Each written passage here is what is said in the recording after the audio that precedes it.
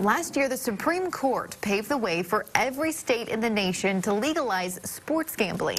As the practice becomes more popular, Iowa and South Dakota seem ready to make betting legal as well. KCAU-9's Jacob Russo shows us how sports betting could impact casinos and bettors alike.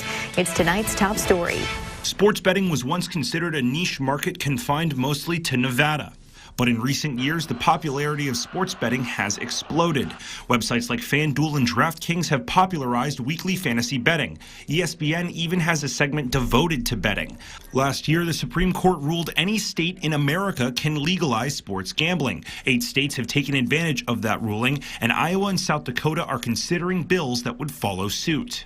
I think the consensus has been building for years, and I think one of the things that was preventing a bill from becoming law in years past was the fact that we knew that this Supreme Court ruling might come down, and we didn't want to preempt them and do something that would then be nullified. And the groundwork that was laid these last several years, I think, gives us a very good shot of getting this done this session. Casinos like the Hard Rock Sioux City are excited at the possibility of legal sports gambling. It's going to have a positive impact for all the casinos and for the state of Iowa. I think there's been 8 states that have passed legislation since the Supreme Court allowed it back in May of 18. Those properties that have sports betting have seen an increase in both gaming and non-gaming revenues. The Iowa Gaming Commission is also in favor of the change. They plan to roll out mobile and online gambling. We believe that it should be for all professional and collegiate sports, including in-state games, as well as having a mobile component.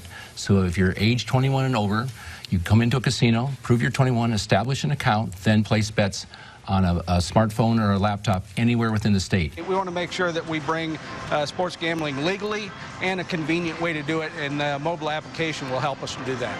While bettors and casino owners may welcome the change, organizations like Jackson Recovery want everyone to know the risks associated with gambling and how it can lead to addiction. This has become more socially acceptable, really.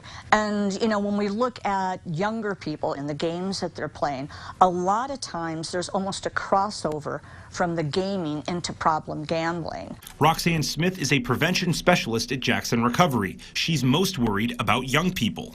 One thing that we know through research is that the fastest growing population that is experiencing gambling problems is our youth. According to Jackson Recovery, 1% of Iowans have a gambling addiction. While 1% may not sound like a lot, Smith points out that represents more than 31,000 people. She says if gambling becomes legal and more convenient, that number might rise. It's just so easily accessible, and it's very easy to hide. You know, nobody knows that you're even doing it. The Hard Rock thinks the benefits of this change outweigh any potential negatives. I think being able to allow our citizens to bet in an illegal environment is a benefit for them and for the state. But until the Iowa and South Dakota legislatures pass a bill legalizing sports betting, it remains only a possibility. In Sioux City, Jacob Russo, KCAU 9 News.